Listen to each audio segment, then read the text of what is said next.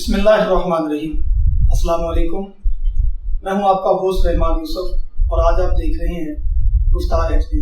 آج ہم سیاسی منظرنامہ میں آج ایک مشہور جگہ پر موجود ہیں اور ایک ایسی شخصیت سے آپ کی ملاقات کروانے جا رہا ہوں جو کہ اپنی تعریف کے لحاظ سے علاقہ بھر میں مشہور ہے۔ اس شخصیت کا تعارف کروانے سے پہلے میں ان کی فیملی کا تعارف کروانا لازمی محسوس کرتا ہوں۔ ان کا دادا جان جو کہ امیر اور غریب کے تاثر کے بغیر لوگوں کی خدمت کرتے رہے اور آج اسی وجہ سے اس دنیا سے جانے کے باوجود ان کا نام سنہری حروف میں لکھا جا چکا ہے۔ ان کے والد محترم پاکستان کی تاریخ کے کم عمر ترین سیاستدان جو کہ پاکستان کے MNA اور MP سلیکٹ ہوئے۔ میری مراد ماہر سہیل منظور گل صاحب، امیدوار حلقہ PP 133، جو کہ ایک پڑھی لکھی شخصیت ہے اور انہوں نے اپنی تمام کی تمام جو تعلیمات ہیں وہ ابراڈ سے حاصل کی اور آج وہ ہمارے ساتھ موجود ہیں۔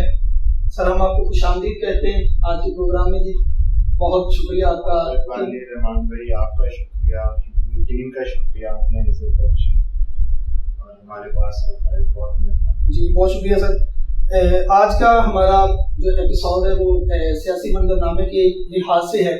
میں یہ ضرور محسوس کروں گا کہ پہلے آپ اپنا تعارف جو ہے وہ ہم بھی انٹرو میں کروا چکے ہیں، آپ اپنا ایک جو تعارف ہے وہ لازمی ہمارے ساتھ دیجیے۔ جی ضرور رحمان بھائی، میرا مختصراً سہیل منظور گل میرا نام ہے۔ میں ایک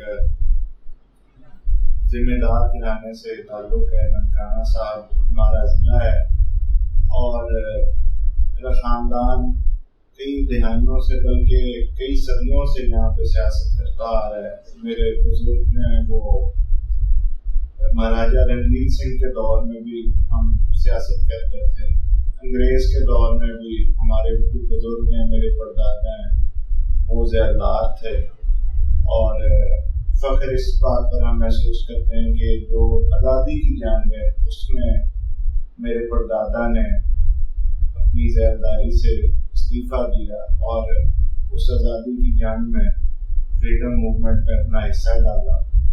اس کے بعد میرے دادا، جیسا کہ آپ نے بتایا، وہ قومی یا صوبائی لیول کی سیاست تو انہوں نے نہیں کی، یونین کاؤنسل یا ضلع لیول کی انہوں نے سیاست کی، لیکن ان کی پرسنالٹی، ان کا کریکٹر، وہ اپنی مثال آپ ہے۔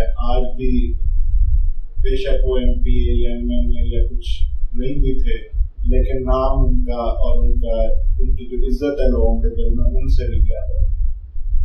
اس کے بعد میرے والد صاحب ہیں، انہوں نے بہت کم عمر میں، وہ ہارڈلی 25 ایئرز اولڈ جب وہ MPA بنے، ان کو شوق تھا سیاست میں آنے کا، تو بس تب سے ہی، جب سے والد صاحب نے سیاست شروع کی ہے اسی سال کی میری پیدائش ہے، اور تب سے اپنے گھر میں سیاست ہی دیکھ رہے ہیں اور سیاست ہی کر رہے ہیں، اور یہی ایک کام ہے جو ہمیں آتا ہے، عوام کی خدمت کرنی ہے، پبلک سروس کرنی ہے۔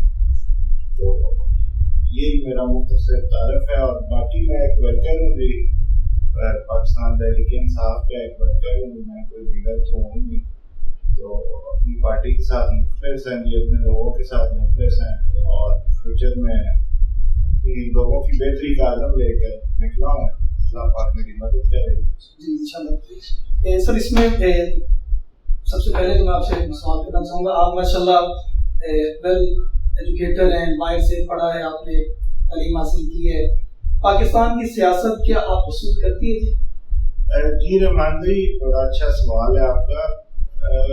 یہ بڑی بدقسمتی ہے ہمارے ملک کی، ہم شاید 70 سال 75 سال سے پیچھے بھی اس وجہ سے کہ ہمارے ذہنوں میں یہ چیز بیٹھ گئی تھی کہ ہر خاندان کا جو بچہ نالائق ہوتا تھا اس کو ہم سیاست میں ڈال دیتے تھے، اور جو باقی پڑھ لکھ جاتے تھے ان کو کسی اور بھی کام میں لگا دیتے تھے۔ حالانکہ ہونا تو یہ چاہیے تھا کہ ایک سیاست ہے، آپ نے ملک کو چلانا ہے، اپنے علاقے کو چلانا ہے، جتنا تعلیم یافتہ ہو انسان اس کو زیادہ سیاست میں آنا چاہیے۔ تو تعلیم کا آپ کو سیاست میں فائدہ ہوتا ہے، آپ لوگوں کا فائدہ کر سکتے ہیں، لوگوں کی بھلائی کر سکتے ہیں، اور ہر پڑھے لکھے آدمی کو میرا خیال سے شوق ہونا چاہیے سیاست کو، اس کو سیاست میں آنا چاہیے. اور اگر تو ایسے ہی چلتا رہا کہ ہم نے تعلیم یافتہ لوگوں کو سیاست میں نہ آنے دیا یا ان کے لیے ہرڈلس کریٹ کی یا انہوں نے اپنی مرضی سے ہی نہ آئے وہ سیاست میں، تو پھر تو جو نظام چل رہا ہے، جس طرح ملک چل رہا ہے، چلتا رہے گا ایسے. کیا ملک پاکستان کی جو سیاست ہے جس میں ایک چیز کو بڑے غور سے دیکھا جا رہا ہے کہ برداشت کی جو حد ہے وہ ختم ہوتی جا رہی ہے. ہر ایک کی کوشش ہے کہ دوسری پارٹی پر جو ہے نا وہ جو سوالات کیے جائیں، ان کی عزتوں کو اچھالا جائے، گالی گلوچ کیا جائے. کیا پاکستان کی سیاست ایسی تھی پہلے؟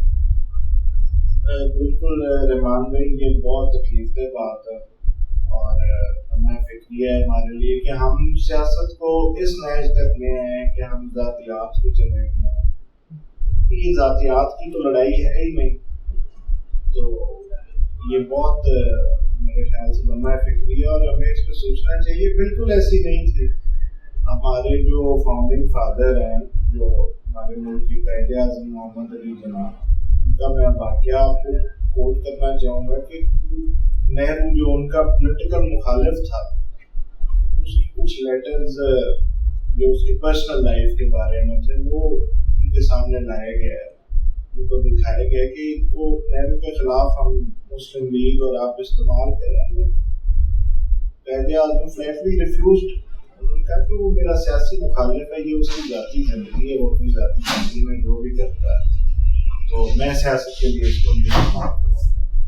تو یہی روایت اور یہی ہونی چاہیے ہماری بھی، جو ہمارے فاؤنڈنگ فادرز ہمیں سکھا کے گئے ہیں، ہمیں اس پہ چلنا چاہیے. بہت بدقسمتی کی بات ہے، بہت غلط الفاظ یوز کیے جاتے ہیں، چاہے وہ میری پارٹی کی طرف سے ہوں، اور ہوتے ہیں، میں اس بات کو ایکسیپٹ کروں گا، ہوتے ہیں، نہیں ہونے چاہیے. اور ہمیں ہمارے جو لیڈران ہیں، ہمارے جو سیاستدان ہیں، ان کو اس بارے میں بہت سنجیدگی سے سوچنا چاہیے اور ان کو خود مثال بننا چاہیے. سر اب ایک کویشچن ہے جو کہ عمران خان کا مشن تھا مہنگائی سے متعلقہ. ابھی آپ دیکھ رہے ہیں کہ ڈے بائی ڈے جو مہنگائی ہے وہ آسمان کی طرف جا رہی ہے. اب اس کو جب عمران خان صاحب وزیر اعظم پاکستان یہ بات کیا کرتے تھے کہ جب ٹیم کا لیڈر ٹھیک ہو تو پھر کرپشن اور جو مہنگائی ہے وہ کبھی نہیں ہو سکتی. لیکن اب وہ کیا بات ہے کہ مہنگائی کا جو جن ہے وہ اب قابو سے باہر ہو چکا ہے. اس کے لیے آپ کیا یہاں پر بات کریں گے؟ رحمان بھائی، اس بات سے متفق ہوں اور میں بالکل اس چیز کو ڈیفینڈ ہی نہیں کر سکتا. مہنگائی ہے، بالکل ہے، اور بہت زیادہ ہے. اور میرا خیال ہے سب سے زیادہ ہماری گورنمنٹ کے لیے چیلنج بھی یہی بڑا بن چکا ہے. باقی ہم نے کافی محاذوں پہ کامیابیاں حاصل کی. معذرت سے آپ کی بات یہاں پہ میں ٹوک رہا ہوں. اب پی ڈی ایم کو یہاں پر ایک پوائنٹ مل چکا ہے. اس سے پہلے جو پی ڈی ایم تھا وہ ہر محاذ پر جو تھا نا وہ کمزور نظر آتا تھا. لیکن اب پی ڈی ایم کا جو مشن ہے وہ ساتھ میں شروع مہنگائی ہو گیا. جب اس مہنگائی پر ہی قابو نہیں پایا جا سکے گا تو پھر جو پی ڈی ایم کا نعرہ ہے اس کو جو ہے وہ تقویت ملے گی اور عوام جو ہے وہ سڑکوں پر نکلنے پر مجبور ہو جائے گی. بالکل ٹھیک بات ہے آپ کی. اور میں یہ سمجھتا ہوں کہ یہ بات ٹھیک ہے. ہماری گورنمنٹ، پی ٹی آئی کی گورنمنٹ کے لیے اپوزیشن کوئی مسئلہ نہیں ہے، ان سے کوئی خطرہ نہیں ہے. ہمیں اگر خطرہ ہے تو مہنگائی سے ہی ہے. اور میں سمجھتا ہوں کہ اس چیز کا ہمیں ادراک ہے، ہمیں احساس ہے. ہماری گورنمنٹ کو پرائم منسٹر صاحب بڑی نیک نیتی سے اس پہ کام کر رہے ہیں اور روز کے بنیاد پہ میٹنگز ہو رہی ہیں اور پرائم فوکس ان کا ہے کہ کسی طریقے ہم اس مہنگائی کو کنٹرول کر سکیں. بالکل کنٹرول نہیں ہو رہی، میں اس بات کو ایکسیپٹ کرتا ہوں، لیکن نیک نیتی شامل ہے، محنت جاری ہے. اور اب ہمارا پرائم فوکس یہ ہے کہ ہم نے عوام کو ریلیف دینی ہے اور اس مہنگائی کے جن سے چھٹکارا دلا کر ریلیف دینی ہے عوام کو. تو دعا کریں قوم کی، نیک نیتی ہماری گورنمنٹ کی شامل حال ہے. اس میں بالکل یہ پرابلم ہے، بہت بڑا چیلنج ہے، ہمیں اس کا احساس ہے. اور مجھے کبھی امید ہے کہ انشاءاللہ آنے والے دنوں میں آپ اس میں بہتری دیکھیں انشاءاللہ. ایسا عمران خان صاحب کا جو ایک موٹو تھا، ایک مشن تھا، ایک سلوگن تھا ان کا کہ جو من پسند کے لوگ ہیں ان کو نہیں نوازنا چاہیے. اور اب آئین میں جو ہے وہ چھیڑ چھاڑ کی جا رہی ہے اپنی من پسند کے چیئرمین نیب کو لانے کے لیے ایک آرڈیننس جاری کیا جا چکا ہے، اس کے بارے میں سب کیا کہیں گے؟ سر بالکل ٹھیک بات ہے، یہی موٹو ہے اور اسی کو ہی لے کے چلنا چاہیے. لیکن رحمان بھائی میرے خیال میں اگر آپ ایک بندہ ایک پوسٹ پہ بیٹھ کر اچھا کام کر رہا ہو تو میرے خیال سے اس کو اس کا ڈیو کریڈٹ ملنا چاہیے. اور اگر وہ کام کو اچھے طریقے سے چلا رہا ہے اور گورنمنٹ یہ سمجھتی ہے کہ اس کو کچھ دیر اور سرو کرنا چاہیے یا وہ کسی اچھی طرف ادارے کو لے کے جا رہا ہے تو اس کو کنٹینیو کروانا چاہیے. تو میرا خیال ہے اس میں کوئی حد نہیں ہونا کیا چاہیے. اس کی آئین اجازت دیتا ہے ہمیں کہ ہم من پسند جو فرض سر آرڈیننس لانے کی تو بالکل آئین میں اجازت ہے نا جی، آرڈیننس تو آ سکتا ہے. دیکھیں ہمارے پاس بڑی اسلام میجورٹی ہے پارلیمنٹ کے اندر، ہم قانون سازی کرنے میں ہمیں ہیڈلز ہیں، اپوزیشن کے بھی کافی زیادہ ممبران ہیں، مسلم میجورٹی ہے. تو اس میں ہمیں پھر مجبوری میں جب پارلیمنٹ کے اندر کام نہیں کرنے دیا جائے گا تو پھر شوق تو نہیں ہے ہمیں کہ ہم آرڈیننس کے ذریعے ملک کو چلائیں. لیکن جہاں پر بہت ضرورت ہوتی ہے وہاں پہ یہ کام کرنا پڑتا ہے. اور بالکل یہ غیر آئینی کام نہیں ہے، آئین اجازت دیتا ہے آرڈیننسز کی، آپ ایک چھوڑ کے 1000 آرڈیننسز نکال سکتے ہیں. آج اگر پارلیمنٹ آئین میں ترمیم لا کے اور اس چیز سے روک دے کہ آرڈیننس نہیں گورنمنٹ لا سکتی تو پھر غیر آئینی ہے کام. اس میں ایک بڑا ہارڈ ایشو جو ہے کہ وہ 6 اکتوبر سے جو ہے وہ چل رہا ہے. ڈی جی ایس آئی کی جو ایک اسائنمنٹ ہے ان کو جو ان کی پوسٹ پہ لگانا ہے، ابھی تک جو گورنمنٹ ہے وہ ڈیسیجن نہیں لے سکی. اس کے بارے میں بھی ریسنٹلی یہ بات کی گئی ہے کہ وزیر اعظم صاحب جو ہے ان کے انٹرویوز کریں گے. کیا ان باتوں کے اندر صداقت موجود ہے؟ سر دیکھیں ہر اپوائنٹمنٹ کا ایک ڈیو پروسیس ہوتا ہے اور میرا خیال ہے اس پروسیس کو فالو ہونا چاہیے. اور ایسی روایت ہمیں نہیں ڈالنی چاہیے کہ ہم ملک کے وزیر اعظم کو بائی پاس کریں. یا بالکل فوج کی ایک اپنی عزت ہے، گورنمنٹ کی ایک اپنی عزت ہے، دونوں کو ہمیں ملوز خاطر رکھنا چاہیے. اور میرا خیال ہے اس ایشو کو کچھ زیادہ ہی ہائپ مل گئی ہے، شاید اتنی بڑی یہ پرابلم تھی نہیں. ٹھیک ہے، خان صاحب کا ایک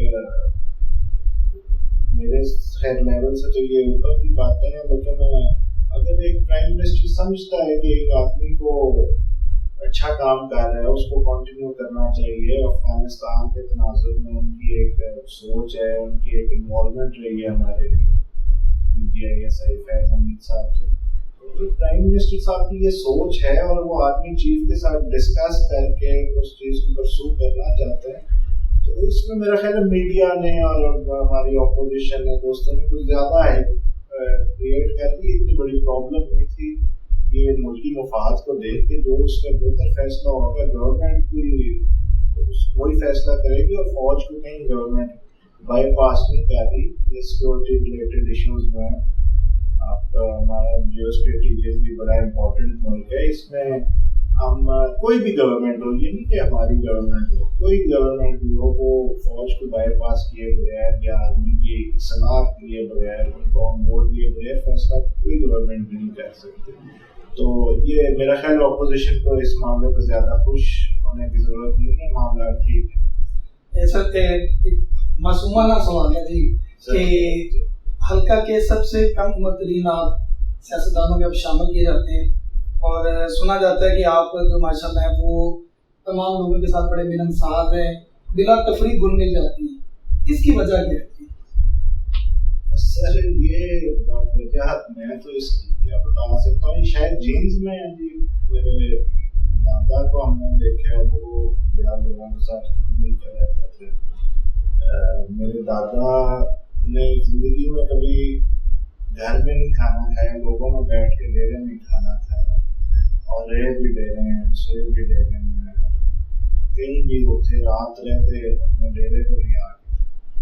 تو وہ بھی شروع سے لوگوں کے اندر ہی گھل مل کے رہتے تھے. آگے سے میرے والد صاحب ہیں، ان کی بھی جتنے دوست ہیں ان کی کمپنی ہے وہ بھی ساری حلقے کے لوگوں کی ہے، علاقے کے لوگوں کی ہے.